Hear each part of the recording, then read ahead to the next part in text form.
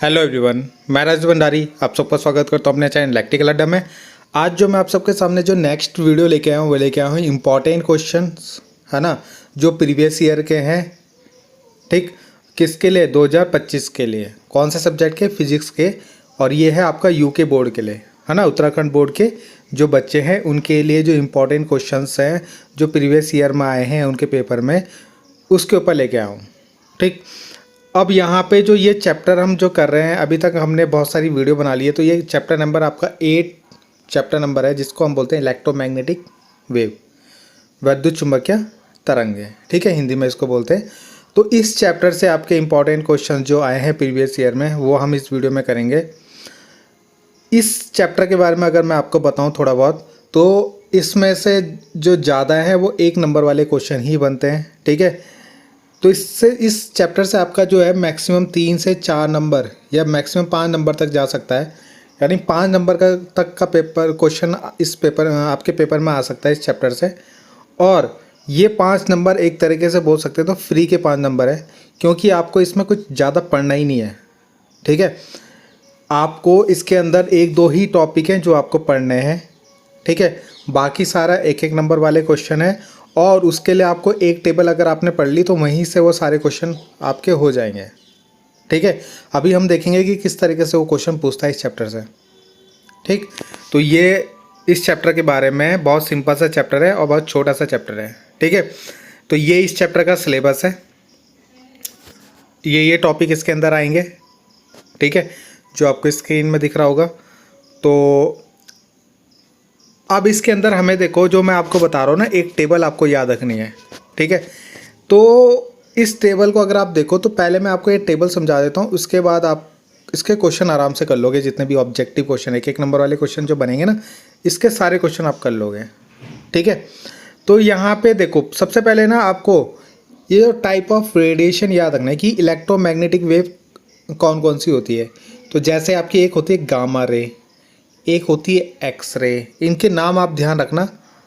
Ultraviolet रे, ठीक है, उसके बाद विजिबल रे होती है, एक होती है नियर इंफ्रारेड रे, एक होती है इंफ्रारेड रे, और एक होती है माइक्रोवेव रे, और एक होती है रेडियो वेव। ये आपकी जितनी भी वेव है इनके नाम आपको याद होने चाहिए। ठीक है, यही नाम ये 1-1 नंबर में पूछता है। ठीक है, इनके अलावा अगर कोई भी वेव आ गई, जैसे वाटर वेव आ गई, ठीक है, और आपकी कौन साउंड वेव आपकी आ गई, तो वो इसके अंदर नहीं आती, तो वो इलेक्ट्रोमैग्नेटिक वेव नहीं है, यानी विद्युत चुंबकीय तरंगे नहीं है। ठीक है, पहला क्वेश्चन यही पूछता है। ये जो वेव मैंने आपको इससे पहले आपको दिखाई है सारी, वो उनके नाम आपको याद होने चाहिए कि कौन कौन सी इलेक्ट्रोमैग्नेटिक वेव है, विद्युत चुंबकीय तरंगे है। इनके अलावा अगर कोई भी पूछे तो वो इलेक्ट्रोमैग्नेटिक वेव नहीं होगी। पहला क्वेश्चन आपका यही पूछा जाता है, तो आपको ये सारी वेव आपको याद होनी चाहिए। इनके अलावा अगर कोई भी पूछे तो वो आपकी इलेक्ट्रोमैग्नेटिक वेव के अंदर नहीं आएगी। ठीक है, सेकंड चीज़ आपको यहाँ पे क्या याद रखना है, सबसे पहले गामा रे, जो आपकी गामा रे है, और सबसे नीचे कौन सी वेव है? रेडियो वेव है। ठीक है, अगर इसका सीरीज देखा जाए तो सबसे ऊपर गामा लिख दिया मैंने, सबसे नीचे रेडियो रख दिया। तो गामा रे की जो फ्रीक्वेंसी होती है वो सबसे ज़्यादा होती है, और रेडियो वेव की फ्रीक्वेंसी सबसे कम होती है। यानी ऊपर से अगर आप नीचे जाओगे ना तो फ्रीक्वेंसी जो होती है कम होती है। फ्रीक्वेंसी को हिंदी में आपको पता होगा आवृत्ति बोलते हैं। ठीक है, तो आवृत्ति कम होती है। अगर मैं देखूं, अगर मैं 2 में ही दिखाऊं आपको, तो ये है 10⁻20 से 10⁻24। ठीक है, और ये है देखो 10⁻70 से 10⁻20। तो देखो आपकी कम हो रही है ना, ऊपर से नीचे की तरफ जाओगे तो फ्रीक्वेंसी कम होगी। ठीक है, पहली चीज़ आपको ये याद रखनी है। तो ऊपर से नीचे, यानी गामा रे की फ्रीक्वेंसी सबसे ज़्यादा और रेडियो वेव की फ्रीक्वेंसी सबसे कम होती है। ठीक है, अगला हम देखें तो वेवलेंथ, क्या देखें? वेवलेंथ। तो वेवलेंथ इसका उल्टा होगा, इसकी वेवलेंथ सबसे कम होगी और रेडियो वाले की सबसे ज़्यादा होगी। ठीक है, यानी ये जो होता है ऊपर से नीचे आने पे बढ़ता है, वेवलेंथ क्या होती है, बढ़ती है आपकी, ठीक है। ये बढ़ेगा और ये घट रहा है, ठीक है। तो ये आपको समझ में आ गया। गामा रे की फ्रीक्वेंसी सबसे ज़्यादा, वेवलेंथ सबसे कम। रेडियो वेव की फ्रीक्वेंसी सबसे कम और वेवलेंथ को हिंदी में क्या बोलते हैं, तरंग दैर्ध्य, ठीक है, याद रखना, तरंग दैर्ध्य।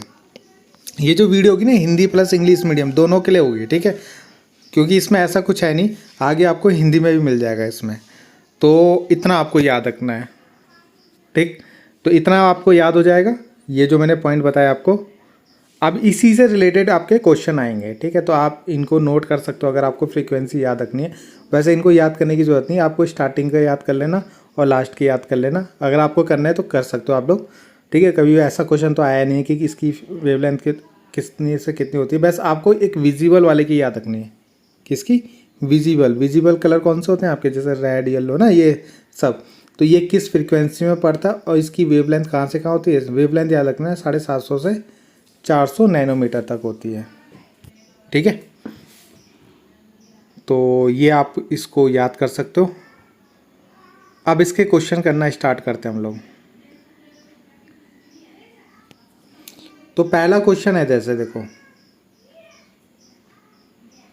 बहुत अच्छा क्वेश्चन है कि इनमें से कौन सी एक ऐसी रे है जो कैंसर की जो सेल होती हैं, यानी कैंसर की जो कोशिकाएं होती हैं, उनको समाप्त करने के लिए यूज़ किया जाता है।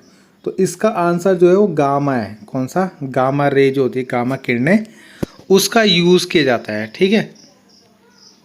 तो ये आप इसके अंदर याद कर सकते हो। अगला देख सकते हैं कि इनमें से कौन सी इलेक्ट्रोमैग्नेटिक वेव नहीं है, यानी वैद्युत चुंबकीय तरंगे नहीं है। तो मैंने आपको बताया था ना, उसी तरीके से क्वेश्चन पूछा जाएगा। तो आपने वहाँ पे देखा होगा एक्सरे था, गामा किरणें भी थी, बीटा किरणें आपने नहीं देखा होगा, और अविरक्त यानी इंफ्रारेड आपने वहाँ पे देखा होगा। तो वहाँ पे आपकी बीटा वाली किरणें नहीं थी। तो ये इसका मतलब ये वैद्युत चुंबकीय तरंग नहीं है, यानी इलेक्ट्रोमैग्नेटिक वेव नहीं है, ठीक है। तो ये क्वेश्चन भी आपका पूछा जाता है बहुत बार। तो यहाँ पे आंसर कौन सा होगा इसका, बीटा रे। अगला क्वेश्चन देखते हैं। देखो अगला एक न्यूमेरिकल है, छोटा सा। आपको ना एक फ्रीक्वेंसी दे रखी है, क्या दे रखी है, फ्रीक्वेंसी। अब फ्रीक्वेंसी को एफ भी लिख सकते हैं और न्यू भी इस तरीके से भी लिख सकते हैं, ठीक है। 5 × 10⁻19। तो इसकी आपको क्या निकालनी है, वेवलेंथ निकालनी है, यानी तरंग दैर्ध्य निकालना है, लैम्डा, ठीक है। और जो भी वेव होगी, जिसकी भी वेवलेंथ आएगी, उसके आपको 2 एप्लीकेशन भी लिखनी है, ठीक है। क्या लिखनी है, उसकी 2 एप्लीकेशन। पहले आपको उसका नाम लिखना है कि वो वेवलेंथ किस, जो वेवलेंथ यानी तरंग दैर्ध्य आई है वो किस तरंग की है, किस वेव की है, और उसके बाद उसके 2 उपयोग भी लिखने हैं, ठीक है। तो देखते हैं इसको। तो ये क्वेश्चन है आपका। तो यहाँ पे क्या है, देखो ये v नहीं है, ठीक है, न्यू इस तरीके से बनाते हैं इसको। तो ये है 5 × 10⁻19 दे रखा था आपको क्वेश्चन में। अब आपने एक फॉर्मूला पढ़ा होगा लैम्डा का, वो होता है c/μ, ठीक है। तो c की वैल्यू आपको पता है कितनी होती है, 3 × 10⁸, 3 × 10⁸। और जो न्यू आपको दे रखा है 5 × 10⁻19। इन दोनों को सॉल्व करोगे तो कितना आएगा, 6 × 10⁻−12 मीटर आएगा, है ना। ये ऊपर जाएगा तो इसको माइनस करोगे तो कितना आएगा, माइनस करके 18 में से 19 में से 8 माइनस करोगे, ठीक है। तो कितना आएगा, 3/5 तो नीचे लिख देता हूँ मैं। और 10 की पावर कितना बचेगा, 8 में से 19 गए तो माइनस का 9 बचेगा, है ना। नहीं सॉरी 11 बचेगा, 11 बचेगा, ठीक है। और उसके बाद इन दोनों को डिवाइड करना, कितना आएगा, 0.6 आएगा, × 10⁻−11 बनेगा। अब ये माइनस हटाओगे तो एक यहाँ पावर बढ़ जाएगी, तो यानी 6 पॉइंट हटाओगे तो पावर बढ़ा दोगे, -12 कर दोगे उसे, ठीक है। तो ये तो कैलकुलेशन है, ये आप कर सकते हो, छोटी सी कैलकुलेशन है। तो ये इसकी क्या आ गई, वेवलेंथ आ गई। तो ये जो वेवलेंथ है ना, ये गामा रे की होती है, किसकी, गामा रे के रीजन में पड़ती है। जो मैंने अभी आपको पीछे बताया होगा ना, तो वहाँ पे आप देख सकते हो कि ये 10⁻12 कहाँ पड़ रहा है। तो वो दिखेगा आपको कहाँ पे, गामा रे के अंदर दिखेगा। ठीक है, तो वो आपको याद होने चाहिए। तो नेक्स्ट आता है इसकी उपयोग। ये जो गामा रे हैं इसका उपयोग कहाँ होता है। तो पहला तो हमने पहला रीज़न अभी हमने पढ़ा था, जो कैंसर की जो सेल्स होती हैं उनको ख़त्म करने के लिए इसका यूज़ किया जाता है, गामा किरणों का। ठीक है ना। कैंसर की जो कोशिकाएं होती हैं उनको ख़त्म करने के लिए इसका यूज़ किया जाता है। ठीक है। तो दूसरा है इसका, जो आपका वेस्ट वाटर होता है ना, वेस्ट वाटर, तो उसमें से क्या होता है, जो आपके ऑर्गेनिक कॉन्टेमिनेट्स होते हैं उनको एलिमिनेट यानी उनको ख़त्म करने के लिए इसका यूज़ किया जाता है। तो गामा किरणों का उपयोग अवशिष्ट जल से कार्बनिक संदूषकों को ख़त्म करने के लिए इसका यूज़ किया जाता है। ठीक है, यानी एक तरीके से वाटर प्यूरिफिकेशन के लिए यूज़ किया जाता है, ऐसे भी आप इसको लिख सकते हो। पानी को साफ़ करने के लिए भी इसका यूज़ किया जाता है गामा किरणों का। ठीक है, तो पहला है कि कैंसर की जो सेल होती है ना बॉडी के अंदर, जब कैंसर होता है तो उसकी सेल्स जो बनती है उनको ख़त्म करने के लिए इसका यूज़ किया जाता है, उनको एलिमिनेट किलिंग करने के लिए इसका यूज़ किया जाता है। ठीक है, गामा रे का।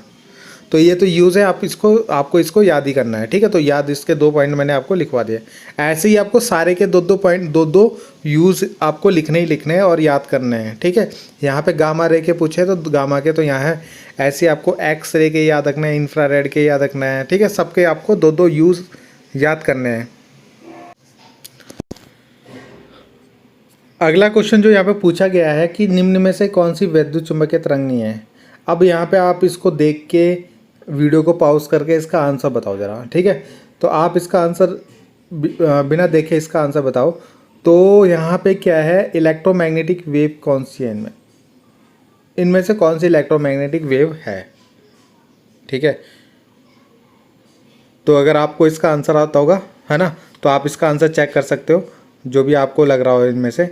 तो देखो, अगर आप देखो तो मैंने आपको बताया था, ये आपने कहीं देखा ऊपर, नहीं देखा, ये देखा नहीं देखा, ये देखा नहीं देखा, केवल क्या देखा था आपने, रेडियो वेव देखा था ना, जो मैंने ऊपर स्टार्टिंग में बताया था।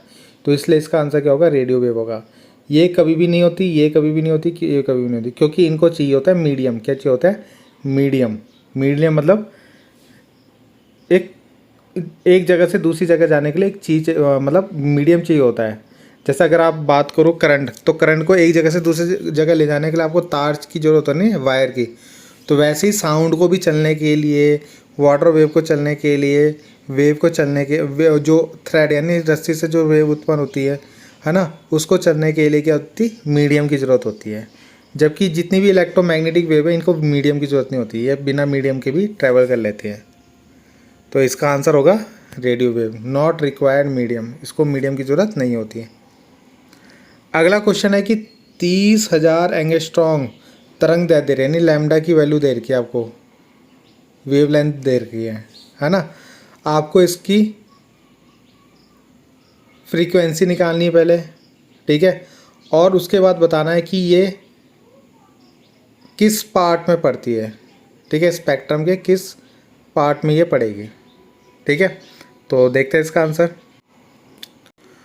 तो यहाँ पे क्या है, आपको देखो फ्रीक्वेंसी का फॉर्मूला यहाँ पे तो एन से डिनोट कर रखा है फ्रीक्वेंसी को, आप न्यू से भी डिनोट करते हैं, और बी अपॉन लैम्डा इस तरीके से। ठीक है, या एफ से आप इसको डिनोट कर लो। तो स्पीड ऑफ लाइट कितनी होती है आपकी, 3 × 10⁸, 3 × 10⁸। और जो आपको वेवलेंथ देर की वो कितनी देर की थी, 3000। ठीक है, 3000 थी, 30,000 थी, एक बार चेक करता हूँ। ठीक है, क्वेश्चन में आपका 30,000 था, कितना था, 30,000। तो कोई नहीं, मैंने यहाँ पे इसको 3000 से किया, आप इसको 30,000 कर लेना। तो यहाँ पे जब आप इसको सॉल्व करोगे ना, इतना आंसर आ जाएगा, 10⁻15 साइकिल पर सेकेंड। ठीक है, तो इजी क्वेश्चन है। अब आपको देखना है कि ये जो फ्रीक्वेंसी किस रीजन में पड़ रही है।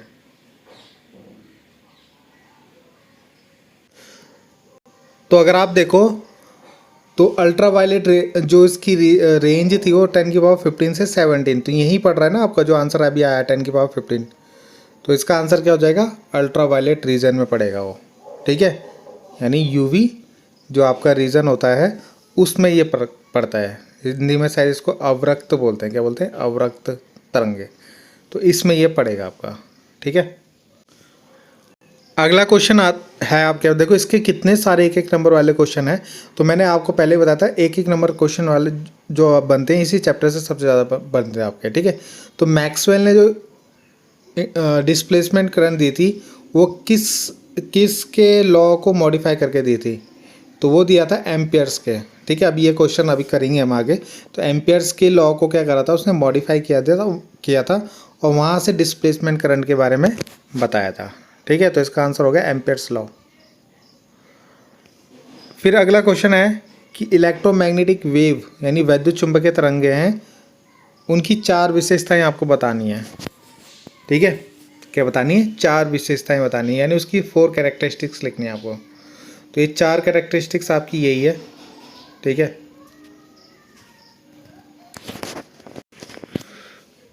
तो यहाँ पे जो इसकी पहली प्रॉपर्टी है कि इलेक्ट्रोमैग्नेटिक वेव को किसी भी मीडियम की रिक्वायर्ड नहीं होती है, जैसे मैंने अभी आपको पहले बताया था। तो इसको किसी भी माध्यम की आवश्यकता नहीं होती है, बिना माध्यम के भी चल जाती है यहाँ पे, ठीक है। इनका नेचर कैसा होता है, ट्रांसवर्स नेचर होता है इनका। कैसा नेचर होता है, ट्रांसवर्स, ठीक है, यानी अनुप्रस्थ प्रकृति की होती हैं ट्रांसवर्स, ठीक है, चुंबकीय तरंगे। अगला है इनकी स्पीड जो होती है वो कितनी होती है, 3 × 10⁸। जो लाइट की स्पीड होती है उसी स्पीड से ये भी चलते हैं आपकी, जितनी भी वेव मैंने आपको स्टार्टिंग में बताया था, ठीक है।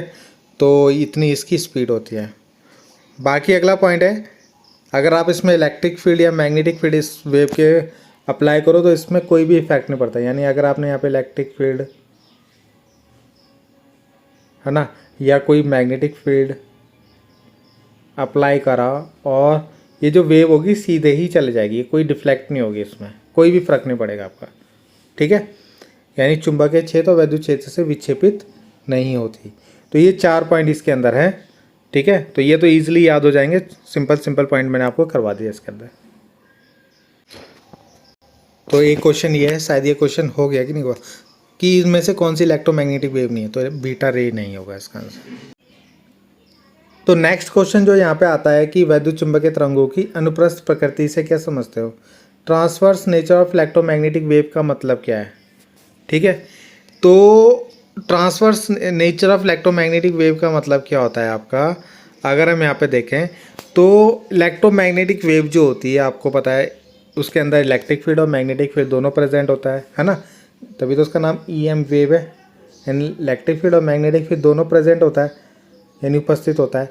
तो यहाँ पे जो उनके संचरण की दिशा होगी, देखो वो कैसे चलते हैं। अगर मान लो हमारे पास 3 एक्सिस होती है, X, Y और Z, तो अगर उसका इलेक्ट्रिक फील्ड X एक्सिस में क्या कर रहा है, संचरण, और जो मैग्नेटिक फील्ड है वो Y एक्सिस में संचरण कर रहा है। जैसे देखो यहाँ पे डायग्राम में दिख रहा होगा आपको, ये X एक्सिस है, ठीक है, और जो ये दूसरी बनाई है ये तो X में, मतलब ये तो इलेक्ट्रिक फील्ड को दिखा रहा है ना, ये तो इलेक्ट्रिक फील्ड को दिखा रहा है, और जो ये दूसरा ये बना है ये दिखा रहा है मैग्नेटिक फील्ड को। किसको दिखा रहा है, B को, मैग्नेटिक फील्ड यानी चुंबकीय क्षेत्र को, और ये दिखा रहा है E को। तो अगर आपका ये X दिशा में है और ये Y दिशा में है, इसमें Y, तो ये दोनों जो दोलन करेंगे, एक तरह ऑसिलेट करेंगे, वो किस एक्सिस में करेंगे, Z एक्सिस में। यानी जो इनका संचरण की दिशा यानी प्रोपोगेशन, यानी ये वेव जब चलेंगी तो किस डायरेक्शन में चलेंगी, Z डायरेक्शन में चलेंगी। यानी जो इनका प्रोपोगेशन होगा वो किस डायरेक्शन में होगा, Y डायरेक्शन में होगा। इसी को हम transverse nature of electromagnetic wave बोलते हैं, ठीक है। तो यहाँ पे आप इसकी डेफिनेशन देख सकते हो, the transfer nature of electromagnetic wave refer to that fact the electric and magnetic field, जो इलेक्ट्रिक और मैग्नेटिक फील्ड होता है ऑफ इलेक्ट्रोमैग्नेटिक वेव का, वो ऑसिलेट करेगा इन प्लेन, ऐसे प्लेन में ऑसिलेट करेगा जो परपेंडिकुलर होगा, यानी लंबवत होगा direction to the propagation of wave, यानी उनके प्रोपोगेशन के परपेंडिकुलर होगा। यानी वैद्युत चुंबकीय तरंगों की अनुप्रस्थ प्रकृति इस तथ्य को संदर्भित करती है कि वैद्युत चुंबकीय तरंग के वैद्युत और चुंबकीय क्षेत्र, यानी वैद्युत चुंबकीय तरंग के जो वैद्युत और चुंबकीय क्षेत्र होंगे ऐसे तल में दोलन करेंगे, यानी ऐसे प्लेन पे ऑसिलेट करेंगे जो संचरण की दिशा के लंबवत होते हैं। ठीक है, अगर मैं आपको सिंपल लैंग्वेज में अगर बताऊं तो अगर आपका एक्स एक्सिस में मैग्नेटिक फील्ड चल रहा है ना, और वाई एक्सिस में अगर आपका एक्स एक्सिस में इलेक्ट्रिक फील्ड चल रहा है, ठीक है, इलेक्ट्रिक फील्ड, और वाई एक्सिस पर अगर आपका मैग्नेटिक फील्ड चल रहा है, तो जो रिजल्टेंट आपका जो चलेगा वो कहाँ जाएगा, जेड एक्सिस में। जो ये दोनों मिलके एक डायरेक्शन में जाएंगे, और किस डायरेक्शन में जाएंगे, जेड डायरेक्शन में ये ट्रैवल करते हैं। ठीक है, यानी उनका जो प्रोपोगेशन होगा किस डायरेक्शन में होगा, जेड डायरेक्शन में होगा। तो ये डायग्राम आपको इसके अंदर बनाना है।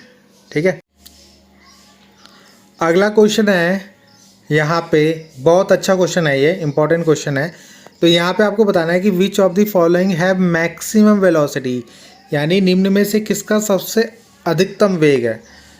तो इंफ्रारेड का सबसे ज़्यादा वेग होता है इसमें, या विजिबल वाले का होता है, या अल्ट्रा वायलेट वेव का होता है, यानी जिसको पराबैंगनी किरणें बोलते हैं। ठीक है, और शायद मैंने कहीं पे ऊपर अल्ट्रा वायलेट को अवरक्त तो बोल दिया था।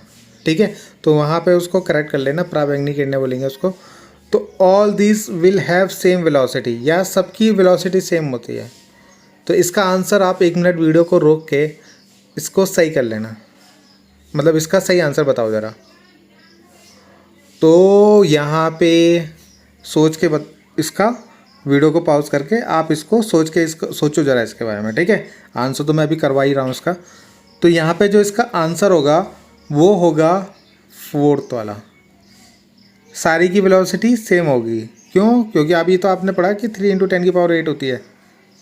जो भी इलेक्ट्रोमैग्नेटिक वेव होती हैं सब क्या होती हैं, उसकी स्पीड जो होती है इतनी होती है। अभी कैरेक्टरिस्टिक्स में पढ़ा है ना ऊपर। तो यानी ये सारी इलेक्ट्रोमैग्नेटिक वेव तो हैं, तो इन सब की स्पीड कितनी होगी, 3 × 10⁸ लाइट की स्पीड। तो इसका आंसर हो जाएगा सेम। ठीक है, अगला आता है, निम्न में से कौन वैद्युत चुंबकीय तरंग नहीं है। तो ये क्वेश्चन आपने अभी ऊपर भी कर लिया था। Which of the following is an electromagnetic wave. तो यहाँ पे आप चेक करके बताओ ज़रा, इनमें से कौन सी इलेक्ट्रोमैग्नेटिक वेव है। मैंने आपको वैसे स्टार्टिंग में ही आपको एक टेबल दिखा दी थी, तो अगर आपको वो टेबल याद हो जाएगी ना, तो आप इस सारे क्वेश्चन 1-1 नंबर वाले जितने हैं वो सब आराम से कर लोगे। ठीक है, तो बताओ ज़रा इसका क्या होगा आंसर। तो इसका आंसर आपको दिख रहा होगा क्या, लाइट वेव। ठीक है, लाइट वेव, ये तो हमने देखा नहीं ना वहाँ पे। तो लाइट वेव जो होता है वो इलेक्ट्रोमैग्नेटिक वेव होगा। ठीक, तो नेक्स्ट क्वेश्चन, इसमें यहाँ पे एक क्वेश्चन है बीटा रे, है ना, इसका तो नहीं है। तो बीटा रे क्या होती हैं आपकी। तो बीटा रे है ना आपकी एक तरीके से क्या होते हैं, इलेक्ट्रॉन्स होते हैं, इलेक्ट्रॉन या पॉजिट्रॉन जिनको बोलते हैं। ठीक है, इलेक्ट्रॉन हो सकते हैं या पॉजिट्रॉन हो सकते हैं, तो वो बीटा रे से बने होते हैं, बीटा रे इनसे बनी होती है। ठीक है, तो इसका आंसर ये होगा आपका। नेक्स्ट क्वेश्चन देखते हैं, an electromagnetic wave have wavelength, यानी इसकी वेवलेंथ दे रखी, लैम्डा दे रखा है आपको। ठीक है, लैम्डा दे रखा है 5000। तो आपको बताना है कि ये किस रीजन में पड़ेगी। ठीक है, तो ये पड़ता है विजिबल रीजन में। विजिबल रीजन मैंने आपको 750 से 400 के आसपास दिखाया था ना, तो वहाँ पे ये पड़ेगा, एक बार देख लेते हैं। तो यहाँ पे देखो, जो मैंने विजिबल आपको वेवलेंथ दिखाया था वो दिखाया था 750 नैनोमीटर से 400 नैनोमीटर, और आपको क्वेश्चन में दे रखा है 5000 एंगस्ट्रॉम। तो ये बताओ 5000 एंगस्ट्रॉम को क्या लिख सकता हूँ मैं, 5000 × 10⁻10 लिख सकते हैं ना, -10, एंगस्ट्रॉम का मतलब -10। ठीक है, अब ये जो ये होता है ना नैनोमीटर में, किसमें, नैनोमीटर में, 750 नैनोमीटर, नैनोमीटर को क्या लिखते हैं हम, 10⁻⁹। अब आप देखो, अगर मैं इसकी एक जीरो को कम करता हूँ तो क्या लिखूँगा इसे, 500 × 10⁻⁹ लिख दूँ इसे। ठीक है, यानी अगर ये जो 5000 आपको क्वेश्चन में दिया है, अगर मैं इसको नैनोमीटर में बदलता हूँ तो कितना आ रहा है, 500 आ रहा है। तो देखो ये जो है 750 से 400 के बीच में पड़ रहा है, तो यानी 500 के अंदर आ जाएगा ना, 500 नैनोमीटर। तो इसका मतलब ये विजिबल रीजन का क्वेश्चन है, मतलब विजिबल रीजन में पड़ेगा ये। ठीक है। तो इस तरीके से क्वेश्चन आपके पास पूछे जाते हैं और ये सारे एक एक नंबर के क्वेश्चन है। आपको ये टेबल अगर आपने याद कर ली तो आप सारे क्वेश्चन इसको ईजिली कर लोगे, ठीक है। तो मेन आपकी ये टेबल है, इसलिए मैंने स्टार्टिंग में ये टेबल आपके लिए बनाई और आप इसको जाके देखना एक बार, ठीक है। अगला क्वेश्चन है आपका पास जो सबसे इम्पॉर्टेंट क्वेश्चन है इस चैप्टर का। एक एक नंबर वाले तो सारे इम्पॉर्टेंट है ही, जो लॉन्ग में आपसे क्वेश्चन पूछा जा सकता है वो सबसे ज़्यादा इंपॉर्टेंट क्वेश्चन यही है, विस्थापन धारा किसे कहते हैं, ठीक है। अब किसी किसी बुक में ये जो है इस चैप्टर में दिया है, किसी किसी बुक में ये इससे पहले वाले चैप्टर में दिया है, ठीक है। तो आप देख लेना इसको। तो ये डिस्प्लेसमेंट करंट क्या होती है, बहुत इंपॉर्टेंट, ये अभी 2024 में ही आया था ये क्वेश्चन और बहुत से बच्चे इस क्वेश्चन को पढ़ के ही नहीं जाते, ठीक है। तो ये क्वेश्चन आपका इम्पॉर्टेंट है, इसको ज़रूर करना है आपको। तो ये क्वेश्चन कहाँ से कैसे इसका आंसर लिखोगे, तो यहाँ पे क्या था, आपका एक मैक्सवेल साइंटिस्ट था जिसने क्या करा था, अभी एक ऑब्जेक्टिव क्वेश्चन भी आया था कि मैक्सवेल ने किसके जो लॉ को सही करके डिस्प्लेसमेंट करंट यानी विस्थापन धारा का नियम दिया था। तो मैक्सवेल ने किसका, एम्पियर सर्किट के लॉ को सही किया था। एम्पियर सर्किट के उसके फैराडे के नहीं उसके एम्पियर सर्किट के और उसके किरचॉफ के जो लॉ है ना, उसको सही करके एक नया लॉ दिया था अपना, यानी नया लॉ क्या बोले, डिस्प्लेसमेंट करंट के बारे में इसने बताया था, ठीक है। अब जैसे कि इसने बताया कि जैसे कि आपका जो मैग्नेटिक फील्ड होता है यानी चुंबकीय क्षेत्र होता है, वो आपका क्या बनाता है, इलेक्ट्रिक फील्ड बनाता है ना। फैराडे के नियम से आपने पढ़ा है, फैराडे लॉ से, ठीक, कि अगर आप मैग्नेटिक फील्ड में चेंज करो, उसको बढ़ाओ कम करो, तो वहाँ से एक इलेक्ट्रिक फील्ड बनता है। इलेक्ट्रिक फील्ड कैसे बनेगा, जब पहले करंट बनेगी, करंट बनने से इलेक्ट्रिक फील्ड बनेगा, ठीक है। तो यानी अगर आप मैग्नेटिक फील्ड में परिवर्तन करते हो तो वहाँ से आपका करंट बनेगा और करंट बनने से क्या बनेगा, इलेक्ट्रिक फील्ड बनेगा। तो इसने कहा कि इसका उल्टा भी तो हो सकता है, यानी अगर मैं इलेक्ट्रिक फील्ड में परिवर्तन करूं, इलेक्ट्रिक फील्ड को बढ़ाऊं कम करूं, तो वहाँ से क्या बनेगा, मैग्नेटिक फील्ड बनेगा, ठीक है। और मैग्नेटिक फील्ड कैसे बनेगा, जब पहले करंट बनेगी। तो ये जो करंट बनी उसी को हम क्या बोलते हैं, डिस्प्लेसमेंट करंट बोलते हैं, यानी विस्थापन धारा बोलते हैं। यानी जब आप इलेक्ट्रिक फील्ड को कम या ज़्यादा करोगे तो वहाँ से एक करंट बनेगी, उस करंट को ही डिस्प्लेसमेंट करंट बोलते हैं और जिससे क्या बनेगा, एक मैग्नेटिक फील्ड बनेगा, ठीक है। बाकी आप इसको चैप्टर को डिटेल में पढ़ सकते हो, इसकी डेरिवेशन मतलब इस क्वेश्चन को या इस टॉपिक को पढ़ सकते हो डिटेल में। इसके ऊपर डेरिवेशन भी है, यहाँ पे तो डेरिवेशन पूछा नहीं, केवल फॉर्मूला पूछा है, तो मैं इसका फॉर्मूला करवा दूंगा आपको। तो यहाँ पे थ्योरी में वही लिखा गया है कि according to Maxwell similar to the electric field due to changing magnetic field, जैसे मैग्नेटिक फील्ड को चेंज करते हैं तो उससे इलेक्ट्रिक फील्ड बनता है, किसके अकॉर्डिंग, फैराडे के जो लॉ था, ठीक है, उसके according. There would be magnetic field due to changing electric field, अगर आप इलेक्ट्रिक फील्ड को चेंज करते हो तो उसके कारण भी एक मैग्नेटिक फील्ड बनेगा, उल्टा हो जाएगा। ए चेंजिंग इलेक्ट्रिक फील्ड, जो इलेक्ट्रिक फील्ड चेंज हो रहा है उससे करंट बनती है, ठीक है, उससे क्या बनती है, करंट बनती है, और वही आपका क्या बना रही है, एक मैग्नेटिक फील्ड बना रही है, ठीक है। उस कंडक्शन करंट को ही क्या बोलते हैं, डिस्प्लेसमेंट करंट बोलते हैं, ठीक है। बाकी ये तो आपको याद करना है, इसको याद क्या करना है, समझ के इसको लिख लेना आप लोग। हिंदी में भी ये लिखा हुआ है कि मैक्सवेल ने माना कि बदलते चुंबकीय क्षेत्र के कारण चुंबकीय क्षेत्र के समान बदलते चुंबकीय क्षेत्र के कारण एक क्या होगा, यानी चुंबकीय क्षेत्र जब बदलेगा तो उससे क्या होगा, वैद्युत क्षेत्र जब बदलेगा तो उससे क्या बनेगा, एक चुंबकीय क्षेत्र बनेगा।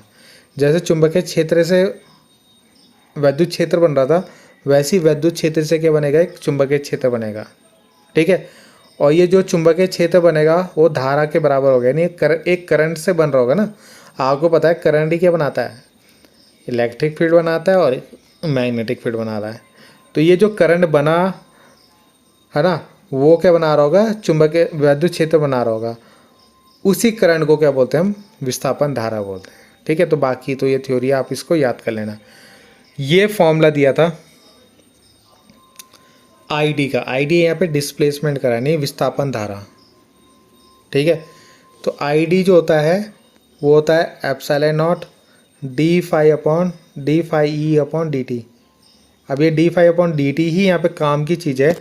ये जो हम बोल रहे हैं ना वैद्युत क्षेत्र में परिवर्तन यानी इलेक्ट्रिक फील्ड में चेंज, तो वो यही है। जब आप D phi upon D T यानी इलेक्ट्रिक फील्ड के फ्लक्स में परिवर्तन करोगे यानी फ्लक्स में चेंज करोगे तो वहाँ से एक डिस्प्लेसमेंट करंट बनेगी आईडी यानी विस्थापन धारा बनेगी, ठीक है।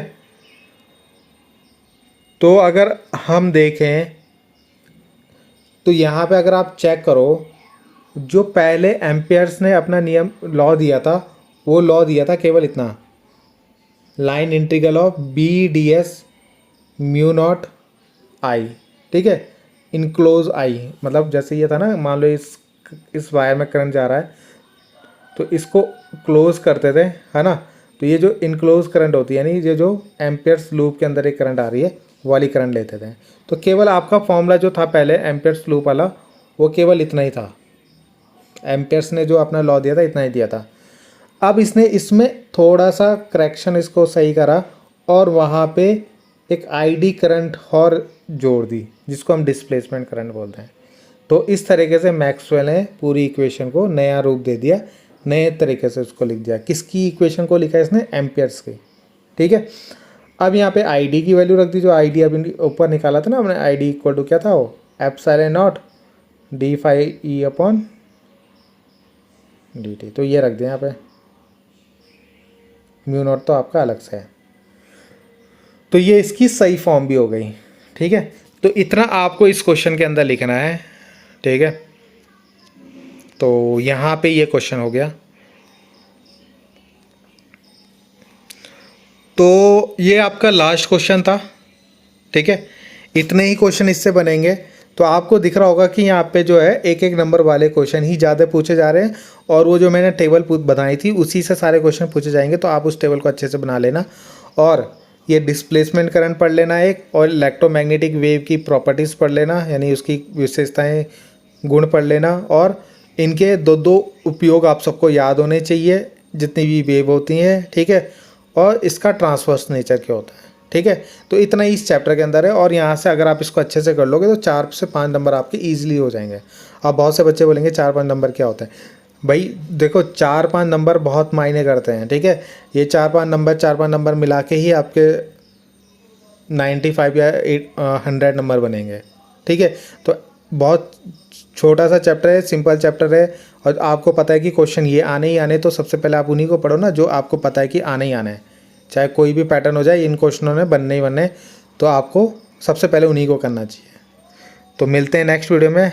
और हाँ, एक चीज़ और बताना चाह रहा हूँ आपको कि हमारा फिजिक्स का जो सिलेबस है फर्स्ट बुक का वो ख़त्म हो गया है ना, केमिस्ट्री का भी ख़त्म हो गया, यानी फर्स्ट बुक हमने दोनों की कंप्लीट कर ली है। जितने भी प्रीवियस ईयर के 5 साल के जो प्रीवियस ईयर के क्वेश्चन है वो मैंने आपको सारे करवा दिए। सारे आपको मेरी प्लेलिस्ट में जाके आपको मिल जाएंगे, ठीक है। आप वहाँ पे जाके देख सकते हो।